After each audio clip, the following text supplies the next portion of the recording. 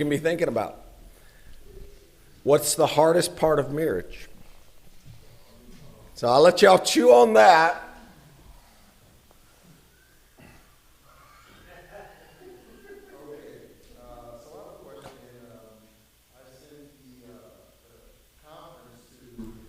Some individuals in my life who I thought may be interesting. And one of the questions I received was, how do you know a person's heart when they don't talk to you? At times, they're kind, and other times, mean.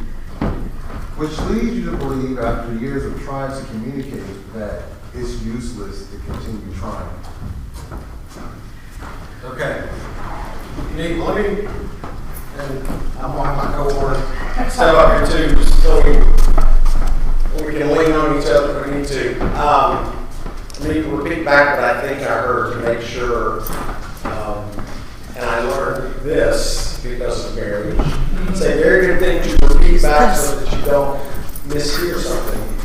I think I heard you say that you've been sharing this with somebody. They responded back to the question of basically, if somebody's not responding to you, you're not communicating, then basically how do you even go forward, or is there a reason to go forward?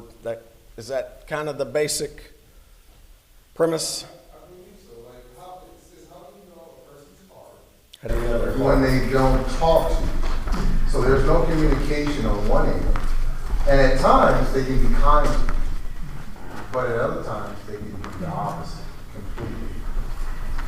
Which leads the individual that desires the communication to believe that after years of trying to communicate with the individual, this cold and hot, well, maybe it's useless. What do you do in a situation like that? Start.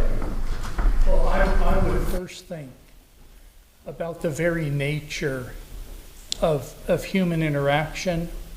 There's this great statement that is just stated by the inspired writer.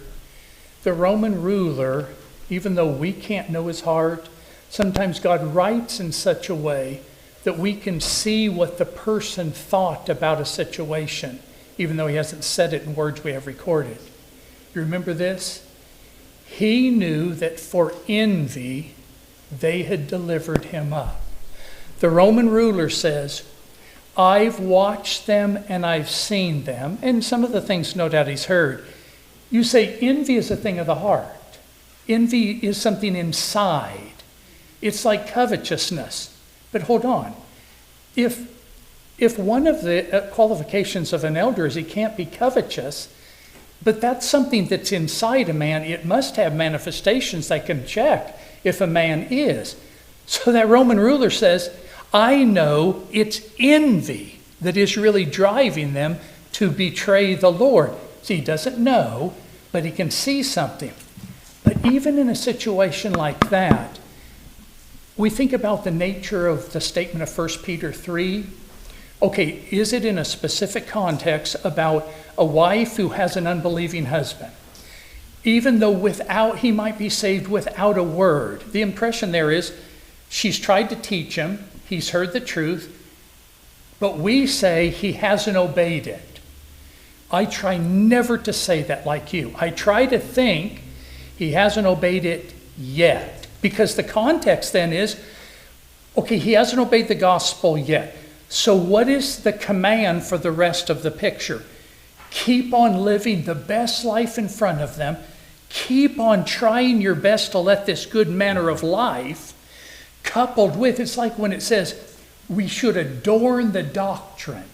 So there's the teaching, and then there's our life that's supposed to dress it up, make it look good. They can see what it's like. So in a situation like that, we can feel for someone, but if it's about things that matter, we would say, we never give up.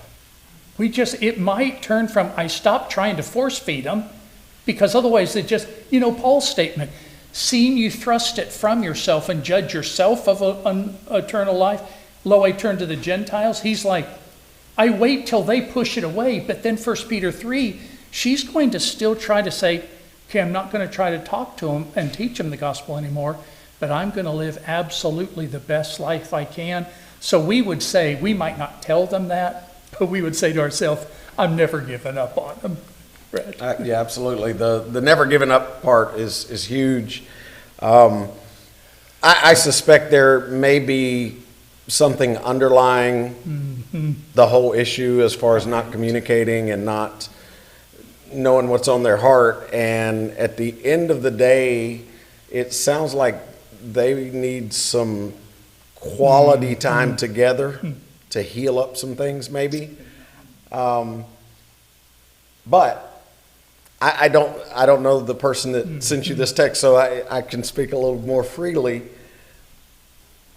That person may be looking at the silent person as kind of the one who's in the wrong. And, they're not talking to me, and I'm just trying to. I would suggest that they go into this meeting together fighting for who is the biggest sinner. Paul said, I'm the chief sinner. Well, he's dead, which means that title is still open for us. If you really want to fix it, go into that meeting trying to hold the title. You know what? Deep down, I'm the chief sinner. Because when you do that and you humble yourself that much, you're going to be a lot more receptive to whatever that person finally opens up and says, well, you remember 7 years ago and you heard blah, blah, blah, blah, blah. And I do want to throw this out there just for all of us to think about. If you are married and you have a spat and you get around to saying, okay, I'm sorry, I forgive you, I love you, you don't get the privilege of holding that behind your back to bring it out and stick them with 5 years later. That's not how Jesus forgives, and that's certainly not how we want to be forgiven. So if there are issues in the past that you're still holding on, that's not really forgiveness. Well said. Good question. Other thoughts, comments, questions? And while you're thinking about your comments and questions, what's the hardest part of marriage? Mr. Arvid. My comment is we're talking about the marriage and marriage relationships, and I want to focus more on before the marriage, profiling your future husband or wife. Can they be trusted? What is their background? Did they come from a Christian home? Yep. And whether it's the husband or the wife, and how they're going to bring that with them into that relationship, so where we start on solid ground. I'm even worse. I look at their parents too. Well, absolutely. Yeah, my children will tell you, I vet their potential mates. I have a daughter who's 20. Maybe when she's 70, I'll let her get married. But anyway, she has several young men who have come sniffing around our door lately. And she'll tell you, I look through every social media post. I want to know their parents. I want to know, what is their worldview, because I'm going to hand off my job of helping her get to heaven to somebody who's supposed to take over my job. And I don't take that lightly. So, great point. Other thoughts, comments? Yes, ma'am. We'll go back there and then up here.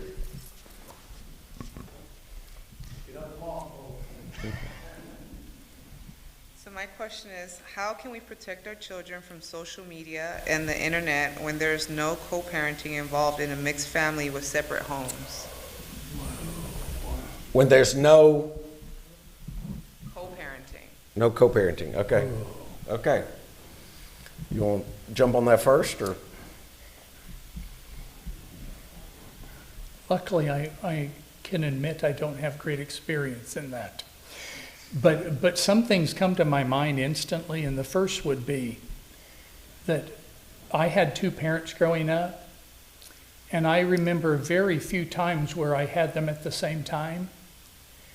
And I remember both my mother and my father, when I was with them, being actually more actively trying to help me think and help me react the right way than when they were together. Almost like when they were together and we were doing something as a family, it was more relaxed. But when I had to go someplace with my mom, and she has those terrible dark glasses in the station wagon, she's like talking nonstop about how you need to think and what you need to watch out for, and telling me things about girls that I'm like, I don't want to hear these things from my mom. But then never around my dad. Then my dad, just the opposite kinds of things when they weren't around. So, I mean, we know, we look at it and say, oh no. And I think maybe what you're getting at is when on the other side it might be the opposite. Not just that there isn't the same instruction, there's a draw or an instruction toward things that aren't as good. I could see then that you would have to inoculate. Yeah. You would have, knowledge would have to be key, even if we wouldn't ordinarily say they need knowledge. Like, I don't really want to teach my kids how you handle a Doberman that wants to come after you. But if I think they're going to be around one, I assure you I'll teach them how to handle a Doberman. Why? Because they might get in that. So, I mean, I think we would have to do what ordinarily maybe we wouldn't, but we would do what we could to prepare them for it. He used Doberman. I was actually going to say a loaded gun. This is a loaded gun. And, you know, guns can be used for good things. If you're hunting meat to put in your freezer, it's a great thing. But they can also injure people, kill people. And so just like that, I would say there's got to be some training, some limits. Two things I'll throw out to you. Filters do work. Yeah. Okay? Says the guy who put filters on his kids' phones. For a while we used one called Bark. And my kids still kind of make fun of me because it actually will like woof at me if they go to a site they shouldn't be on. It woofed one day. I clicked on it. It told me my precious princess got an email that was inappropriate. Now this was when Claire was probably 15. And I was distraught. I was like, how could we've taught her all this stuff. So I click on it.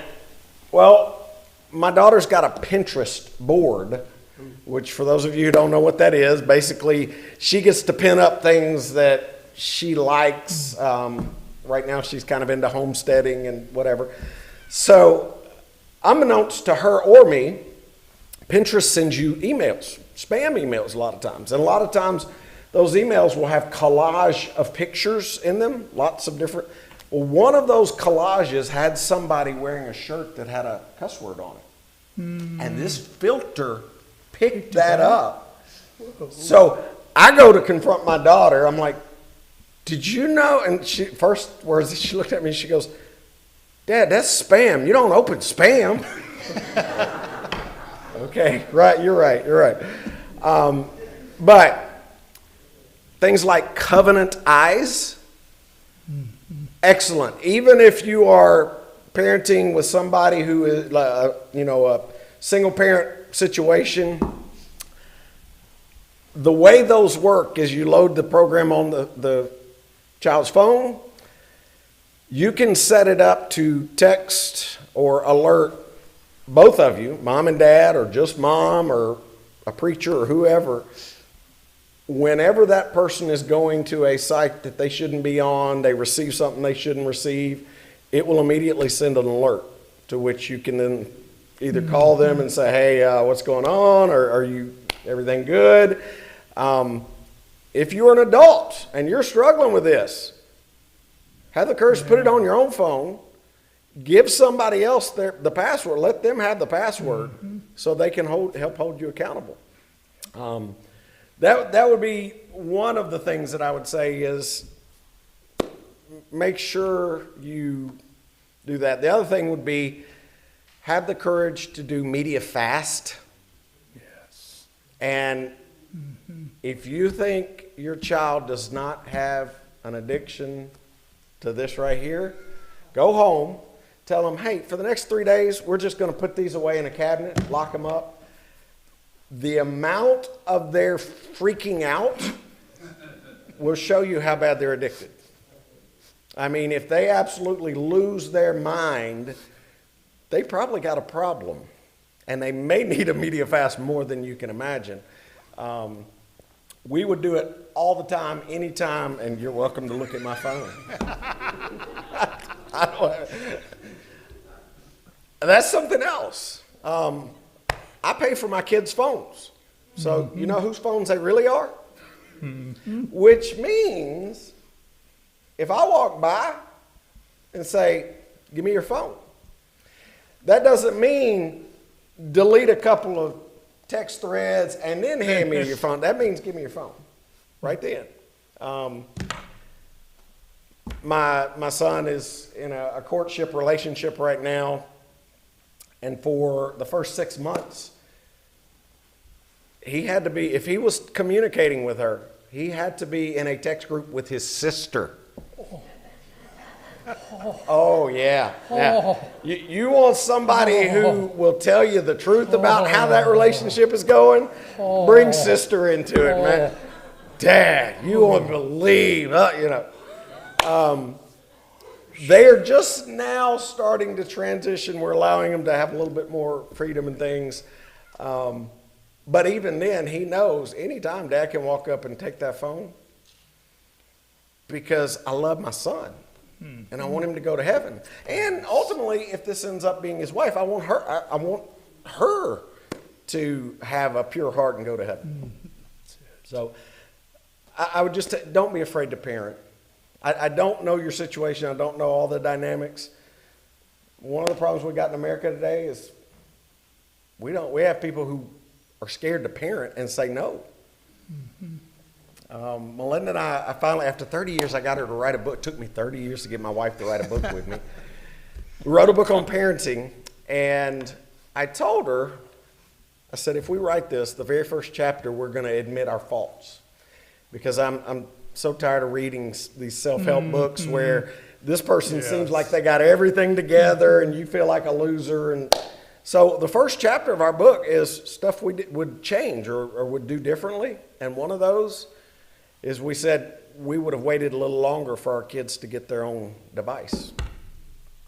Not that they got into any kind of trouble, but it just changes the dynamic of your family and everything.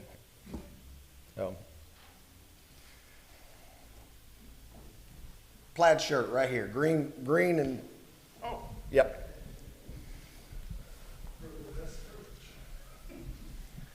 He doesn't need that. So I could ask one of you guys this anytime, but I wanted to hear from both of you. So, Jesus said, do not judge on appearances, but judge you with righteous judgment.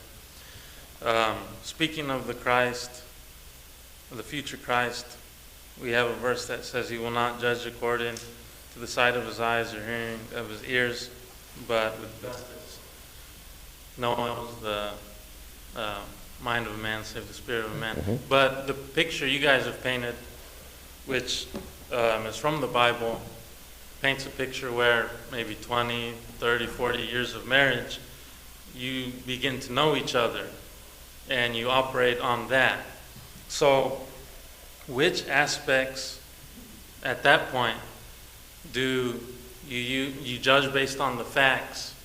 And there may be some aspects of marriage where it's more so you know one another. And if it's one and not the other, how do you reconcile those two things? I don't know if that's clear enough, but.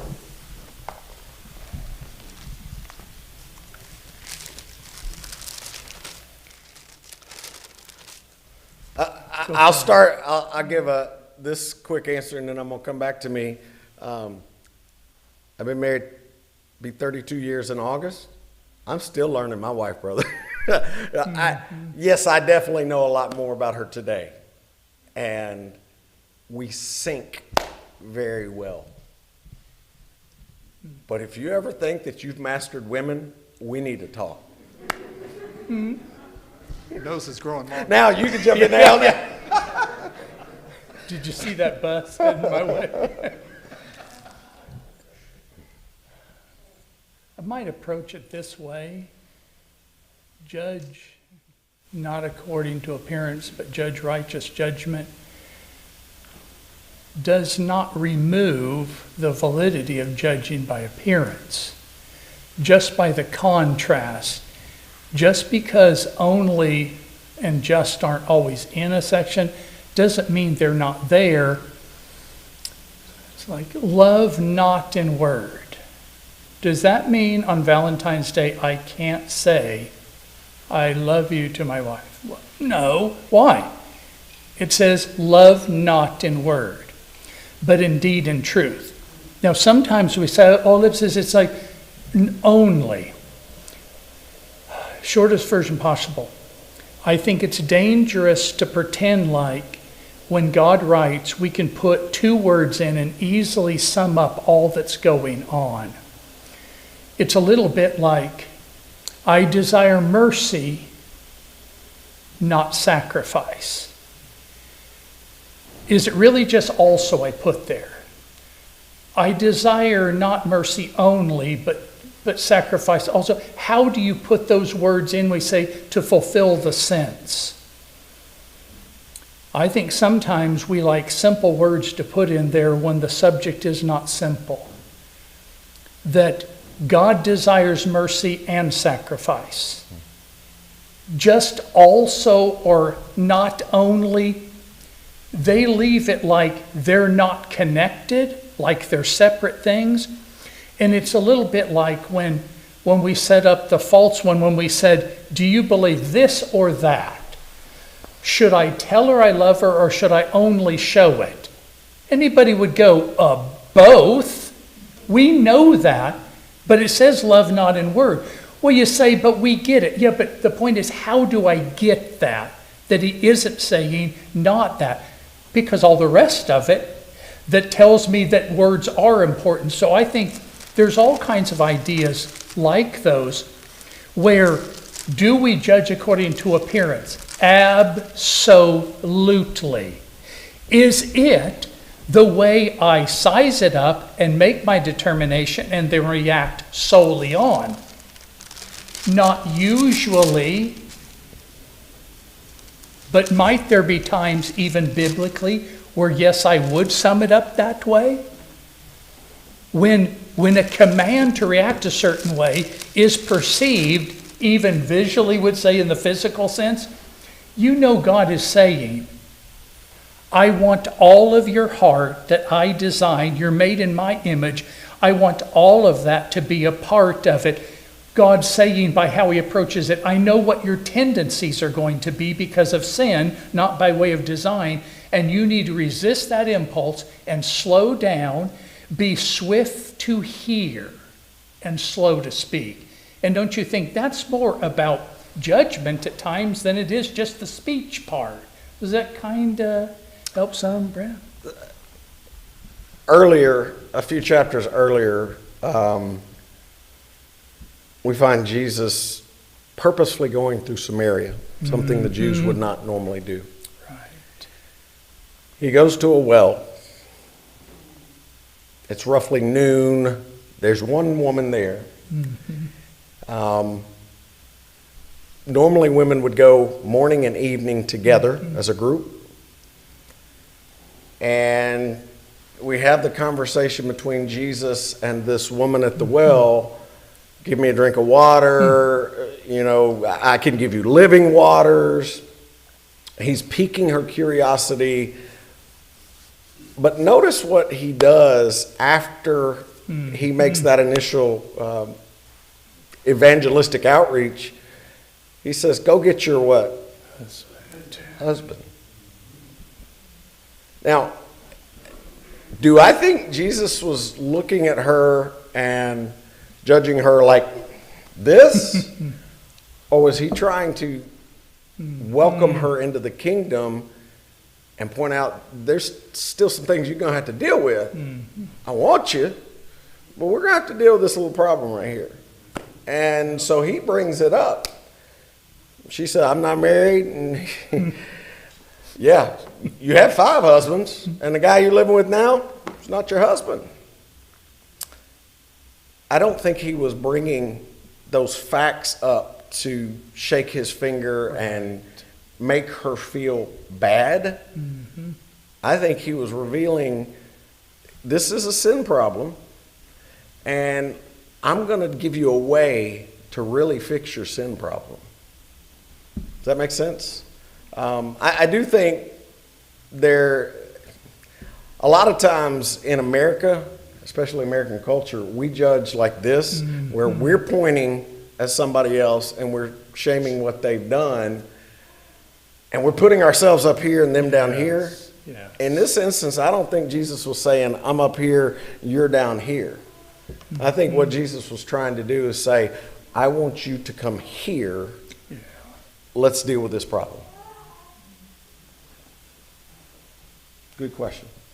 Other thoughts, comments, questions?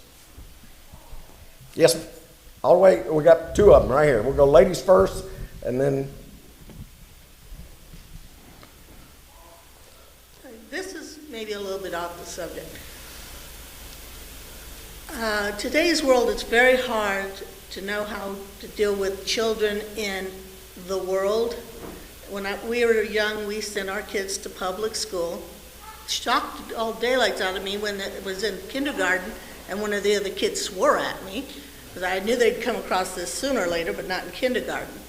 You can watch everything you say and do at home and monitor cartoons. Of course, when they go to somebody else's house, they'll watch whatever they're going to watch.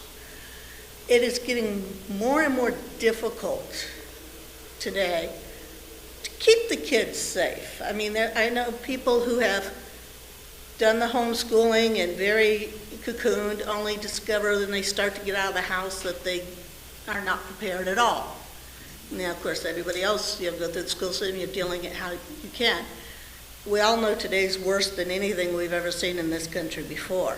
And it's, how do you go about doing that and trying to keep the Christianity in the home strong when dealing with all of this stuff you have no control over? I mean, it's difficult. Oh, I got a whole sermon I'm ready to go with. I'll just say a couple of things, then we'll let Brad. In the Old Testament, there's a verse that basically says, why do you say the old days are better when you don't know what you're talking about? I don't think that's true about what you're saying, but I think it's good to remind ourselves that some things are common to mankind. If Satan can't get someone with one thing, he might be able to get him with something else. We would agree there's a reason why fire and brimstone came down on Sodom and Gomorrah and the cities of the plain. That influence was so powerful, the whole place had become like that. Abraham gets, how about, there weren't that many righteous people there. So we know it can get bad, but we also know this. Satan will use whatever he has. If we try to insulate ourselves from the world to such a degree that I'm going to make sure they have no evil influence. You know the trouble is there's an influence that it might create in the absence of the active influence of those, and it might be summed up in the Bible word pride.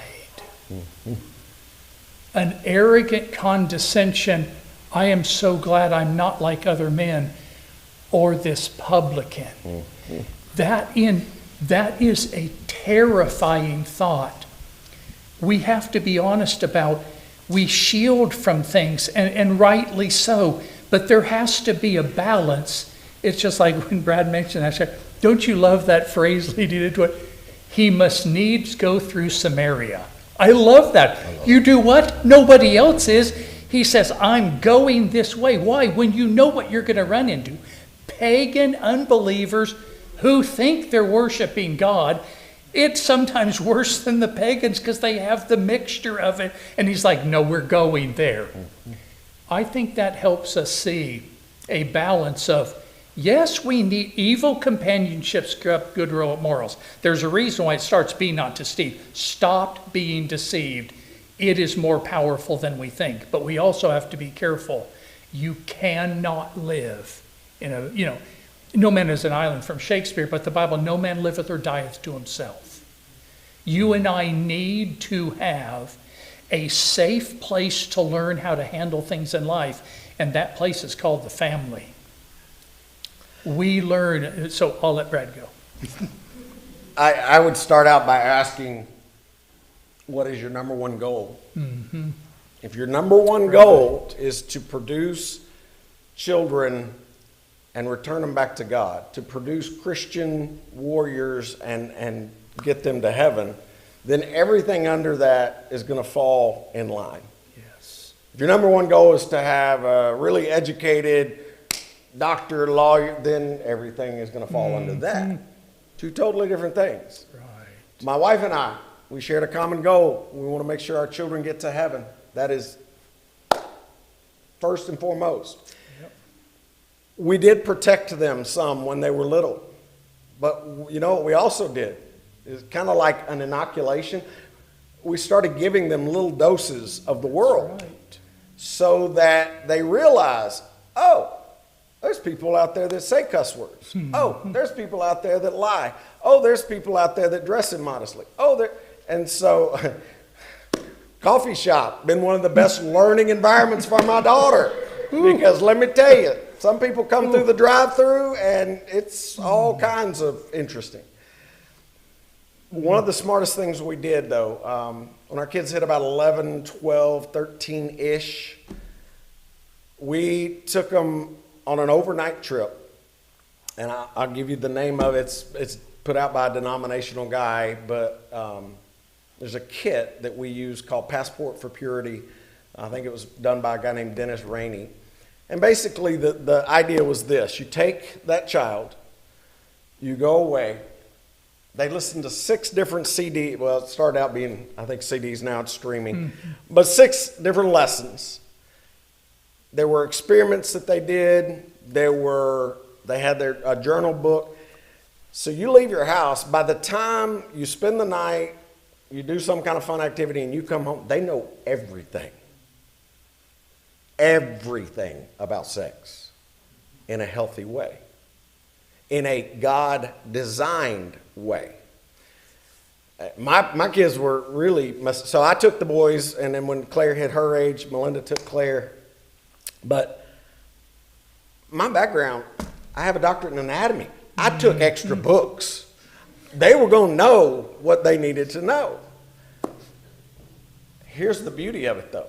It means we can sit around our dining room table and discuss anything in a very healthy way. We can listen to a news account about transgenderism this or sodomy that, and we can have an adult conversation because we know they know everything. We brought them up to that point. In fact, my oldest son, this is kind of, he'd probably cringe to know I'm sharing this. The night before he got married, he pulled me aside and he said, okay, Dad, I know you told me all the ins and outs, but what should I really expect? And I thought, how cool is it that my son, my adult son, is coming to me asking me questions that normally people do in a locker room, and it's trash talk. So sometimes the best defense is a good offense. And so to me, you do need to protect them when they're little. But you also need to start introducing things as they grow older. Because let's be honest, the real world's out there. So. I was really blessed to have 3 daughters that like to wear clothes. That's a good thing. They never gave me a minute's grief over wearing too little. And part of that was, of course, I'm going to give God all the glory for that, because they grew up around Bible class teachers that helped them understand these things, and older women in the church that helped them as they're supposed to.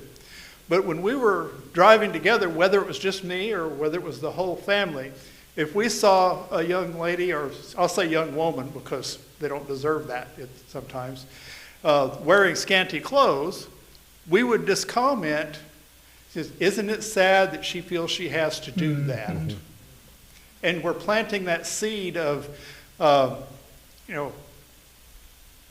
that's somebody who has trouble. A right person is going to want to be modest. And of course, they knew the godly reason. Right. But when they saw the application practical, we see a drug user on the street, and we say, isn't it sad that they're in that situation? Let's think sometime of how we can maybe help them. What can we do in life to help mitigate that mess? And by talking that over with them, they started the thought process that they could make those decisions on their own as they get older. My wife's phrase was, her dad must not love her very much. Yeah. And that'll stick with a kid. Young man in the back had a question.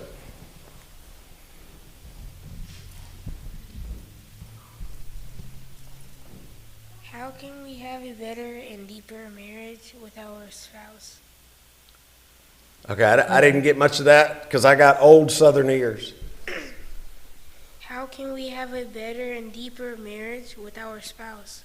How can we have a better and deeper marriage? What was the last part? With our spouse. With our spouse. Oh, okay. I thought without. I'm like, that's what I thought he said too. I was like, well, that a spouse is going to be difficult. Oh, yeah, that's a really good question. Well, like you've probably noticed, the first lessons all had to do with you have to have the right view and the right foundation. If you don't understand how God painted the picture of what's perfect in my design, then we don't know how far we can go or what it can be.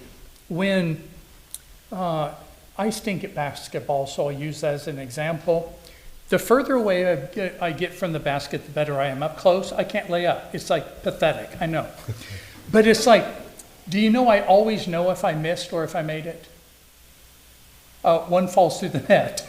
I know when I made it. It might wobble around there long, but I shoot. If I wait long enough, I'll be able to tell. There's a way for me to tell if I scored or not. I can tell, and so can everyone else. If we have the Bible view of what a good marriage is, by how God designed it, I'll know what's possible, and I also won't say, compared to so many people I've been raised around, I'm having a real good marriage, and I see God's designs way over there. I don't stop before I get there. I know I can keep moving on because I know I'm not there. And don't you think the simplest way is just to look at that person in the mirror and say, you know, I'll be able to naturally have the perfect marriage when I get to be as pure as the Lord.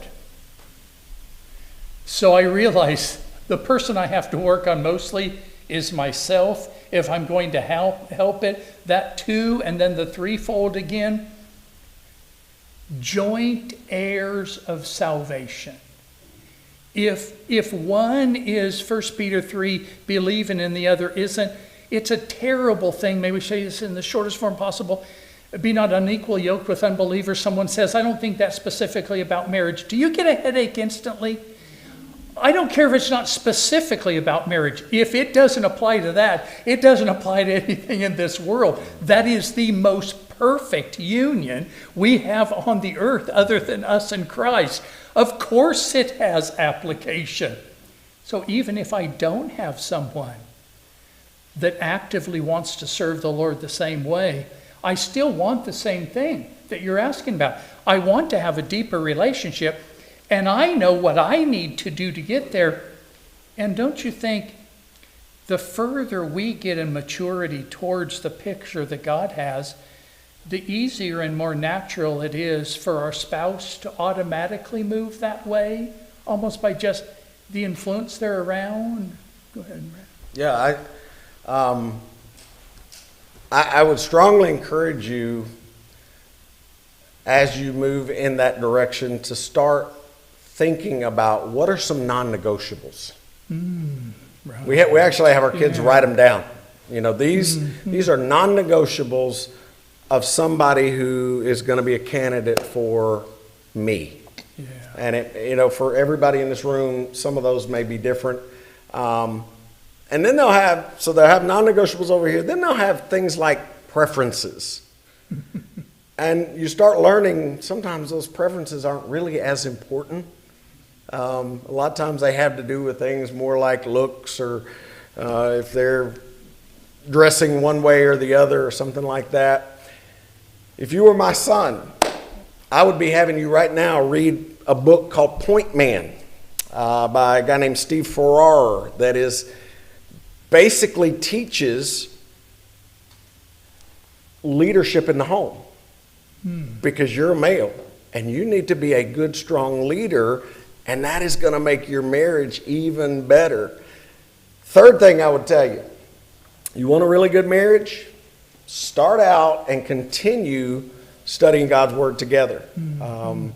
Because the closer you are to God, the closer you're going to be to each other. Had a young man call about my daughter. This is a plague that is happening right now. And initially was going to just kind of rebuff him, but he starts out with this line: "Mr. Harrub, would it be okay if I study the Bible with your daughter?" How do you say no to that? You know, like, I guess. But here's why I like that. If he's willing to start studying now before they ever even say I do, there's a good chance that after they say I do, they're going to keep on studying, keep growing closer to God, keep growing closer to each other. Because they're studying, they would read passages. What does this mean? Okay, what does it mean for us? And it was a way to get to know each other deeper and better.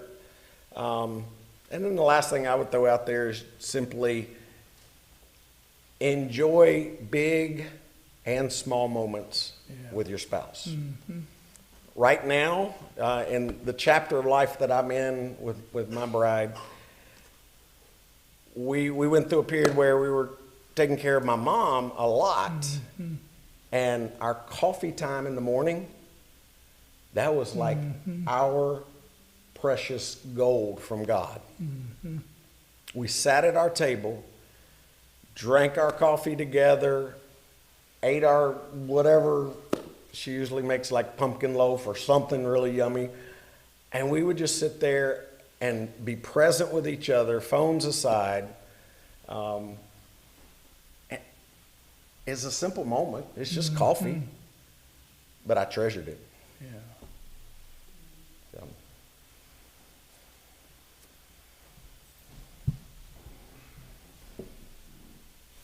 Yeah, right here. The eyes in the back of my head are broken. Yeah, we know. So, Kathy and I, we met in church, Christ Church. So we met as Christians. We started dating. I asked her to marry me. And then my question is, because my mom and my dad was a Catholic. My mom was Christian. How much harder is it because my dad became a Christian because of my mom, but how much harder is it for a non-Christian to marry a Christian and end up becoming a Christian? Because Kathy and I were already Christians. And my mom and dad were married for 51 years. If I understand, if my answer isn't exactly what you're looking for, I might just be not totally clear about what you're wondering about. The first thought that comes to my mind is every person, we say in our society, every person is an individual, but it is true. No two lives are the same. But we're all made in the image of God, and we all start with some pieces innately. But what we've been around has influenced us for the good or the bad, or a combination of it. But again, 1 Peter 3 has a wonderful word and a scary and sad word all at the same time. The good behavior of that godly wife may. We want it to be it will. Yep. But we know that's not true. But I think, like, no doubt everyone here has watched a situation where there is a Christian and a non-Christian. Maybe they were already married and one obeys the gospel and the other hasn't yet.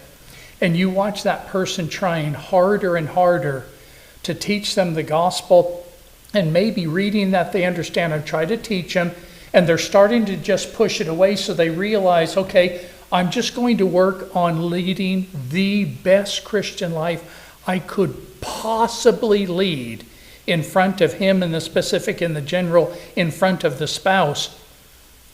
There's nothing else we can do other than that. Is just, and even then it's a may.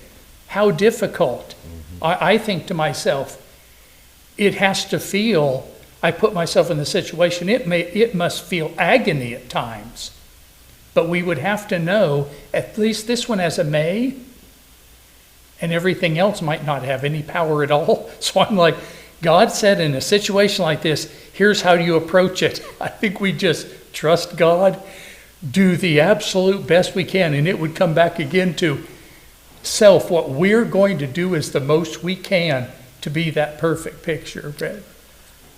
Let me throw this analogy out there and see if this kind of hits home. If your goal was to get to the top, to the roof of this building right here, if you started out over here, already on the roof, not that big a deal. Mm-hmm. If you started out on the ground, it's harder. If you started out in a hole below the ground, that's even harder. Right. My parents were divorced, and I view that as kind of being in that hole. My wife and I are on level ground. We are giving our children a start on scaffolding so that they're almost already up to the roof level. I want my grandkids even further up. And so, to me, if my goal is to get to the top of the roof, obviously analogy, but if my goal is to get to the top of the roof, I don't want to strap my kids with somebody that's going to put them in a hole. We've had this conversation several times in our household, and we talk very candidly about it, and it always comes back to what's our number one goal. Could they possibly convert them? Yeah. Could that person also pull my child into the world? Yes. Yeah. So.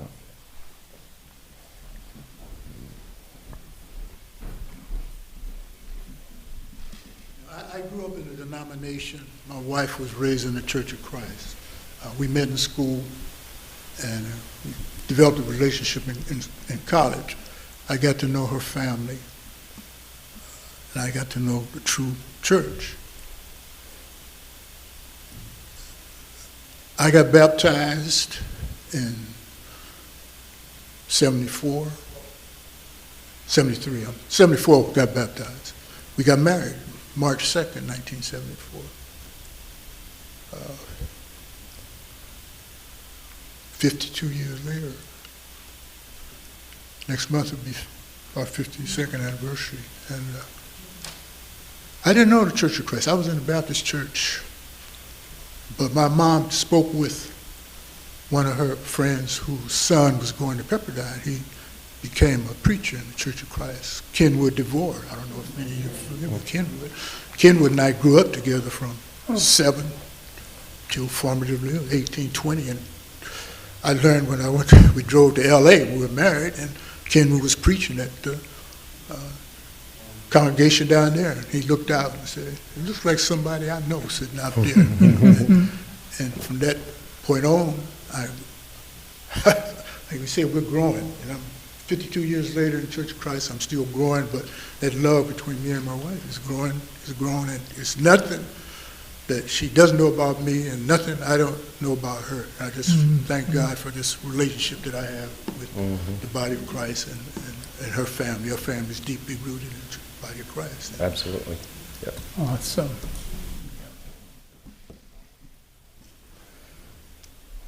Any other thoughts, comments, questions before we let you go? We'll let you sum it up back here. You get the last one.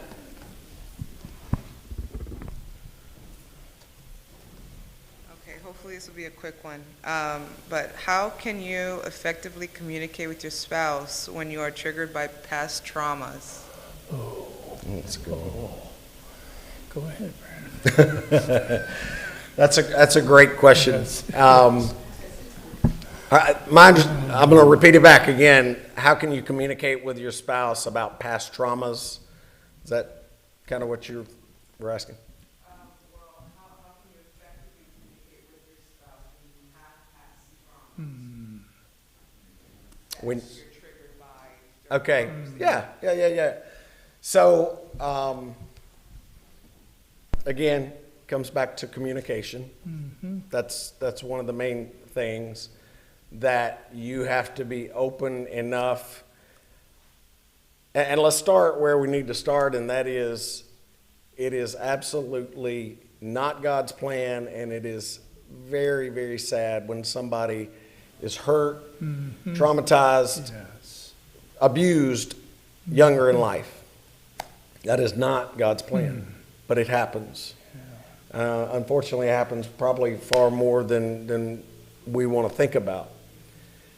It's important when you get into a relationship with somebody else, you're older, you recognize something was done to me back then that really sets off a response or a trigger, that you communicate that very effectively to that person.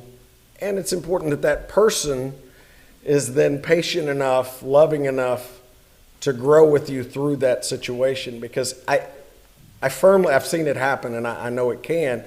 I firmly believe if you are both patient, loving enough, communicate well, you could get past that. That it does not have to be a chain around your neck the rest of your life. That you can experience a warm, loving, God-fearing relationship. What tends to happen, though, is one of the people either gets impatient or the other person doesn't reveal everything, and so there's this constant tension. Right. And that tension will slowly erode and eat at that relationship. So.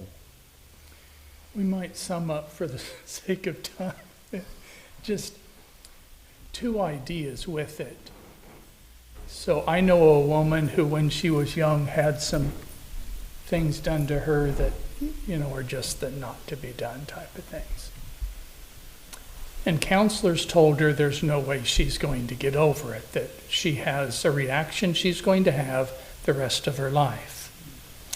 But she's baptized into Christ, and in full disclosure, she does fall away again, but when she was trying to do better, and all we could tell, it appeared to be genuine. One time she was talking and someone asked her kind of the same type of idea. How do you, because the person knew what she had gone through. And she said, when I would think about the Lord on the cross saying, Father, forgive them, they know not what they do. She said, I know it should be enough for me to get over it and view it differently. But she said, in all honesty, it wasn't. Because he said, they know not what they do. And she said, I have the feeling they knew exactly what they were doing to me, so it was hard for her to see. But then she said, one time the man was preaching, And he just had read the account of Paul and Silas where they're beaten and their feet are fast in the stocks. And then later at that night, the Philippian jailer washes their stripes. And she said, I thought about the man who probably commanded them to have the skin of their back torn up. They're allowing him to, at the very least, have their backs washed. She said, I thought about if Paul and Silas could look beyond what happened to them, fresh in their mind. They had to wash the wounds. It's bad still. She said, I know the Lord on the cross should have been enough, but that don't know what they do. It didn't feel the same way. She said, but when I heard that sermon on that, I thought, it's them that caused this, that allowed this. And now, if Paul and Silas could allow that to happen and look so far beyond what they have suffered, or she's saying in essence, by extension, what she has suffered, then if they could do that, I can as well. And we say this in closing, like Brad said, it ought never to be done. We wouldn't wish it on anyone. But God has a way for us to handle anything that ever happened in life. Yep. And you know that's not popular in our world to say, but the power of this book is the power of God. This is the only thing that's designed perfectly for a human mind and heart and will and conscience. We just need to trust that God could write in such a way that I can have help in anything I've ever gone through. And that, in full disclosure, she did fall away again. But I think how she described that, every impression at that time from her life, and how she said it with tears in her eyes was, I'm sad. I know I should feel more about what the Lord did there. But then what Paul and Silas went through, I can still see why it's active and you're having to just get over it because their soul's important. That might help then some. So I wrestled with something probably 15 years ago. Nothing traumatic like from my past and likely nothing that compares to what the situation you're talking about. But it was a pretty big deal to me in my life. And it was during that time I read a book called Think No Evil. Mm-hmm. It's written by Jonas Beeler, and it was about the school shooting at the Nickel Mines Amish school. Mm-hmm. And one of the things that just completely rocked my world and had made me kind of go through a paradigm shift was the guy started explaining how this milk delivery guy had gone in, had shot up these girls, ended up killing himself. Some of the Amish families that had lost their daughters took his wife food that night. Because their thought process was, our daughters are okay. She's the one that really lost something in this whole deal. And I thought, man, to have the forgiveness to be able to take food to the shooter's wife, that's a whole nother level. And it really kind of helped put some things in perspective for me that I, needed to get right in my life. And so we've enjoyed it tremendously. I know Dan may not echo what I'm about to say, but it doesn't stop today. Tomorrow morning we continue. What time? It'll be 9:45 for the first session, which is our normal Bible class session, and 10:45 for the worship service, the regular time. Let me encourage you. We're not trying to steal sheep, but since I don't know what pasture you belong to, you just come back here. You can even put a sign on the door of your congregation saying, hey, we're meeting at Hayward. That'd be fine. But no, we would love to have you. If you have marriage issues, if you have concerns, if you have any kind of things, I know both Dan and I both are open to talk to you, to email with you, because our goal is ultimately to have healthy, Christ-centered marriages that help folks get to heaven. And so it has been a pleasure to be with you. Just remember who wants you to fail. The father of lies is the one that wants you to fail. And the way to beat that is to remain faithful to the one true and living God. The trauma, I don't understand it. I can't empathize with it. I've not gone through that. But, trauma in the past, and so many today have gone through something. My brother-in-law, was abused by an uncle when he was young. And it's close by. It's not far away. It's not in that other church down the street. It's people that that just don't talk about it. But the way to rise over that is to bind yourself to the King of Kings, because now you're putting pins in the devil's. That's the way to do it. Giving in to him is just letting him win. So defeating him in that is the way to win with that. And it's hard, and I can't begin to understand the trauma that some have gone through. We've all gone through some kind, and I'm thankful to God that He only gives us what we can stand. He's not going to make it where it's impossible for you to rise above it. So remembering the strength that's there is powerful medicine, I believe, to all of us. We look forward to seeing you tomorrow. If you're online, we want you to also tune in tomorrow. Tune in. That's what TV people used to say. Click on and join us. We really are concerned about the way society is today, and we all recognize that the devil, who's real, and the father of lies, the evil one, is the one that wants you to fail and be miserable. We want you to have the opportunity to beat the devil. And beating the devil is our goal in life. This is what we're here for. And if it costs us our human lives, well, so be it, because we'll still beat him. And that's what we want. You can have that opportunity too. So please tune in tomorrow. You'll hear a little bit more about who we are, I'm sure. And you'll see what we do here. We're no threat to anybody, except Satan. We don't throw snakes and drink poison or anything like that. We're here to better society and to bring people to heaven. And that's what our goal is. And we have no other agenda but that. So rest with that. We're going to have a word of prayer and be dismissed. And I want to thank all of you for being here. All of you who are watching online, I thank you. Even if you're watching 6 months from now, I thank you anyway. But please take notes and listen and learn. Take every opportunity you can have to succeed and grow closer to God and to save your soul, because that's what we want you to do. Let's bow together. Father, we appreciate again so much that you've given us this time.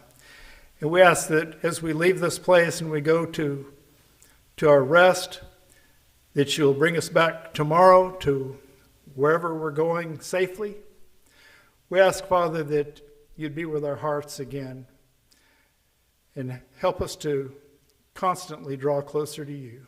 We thank you and we praise your name, and we ask that you'd make us ever mindful of the devil and ever mindful of the power that we have in you to defeat him. In Jesus' name, amen.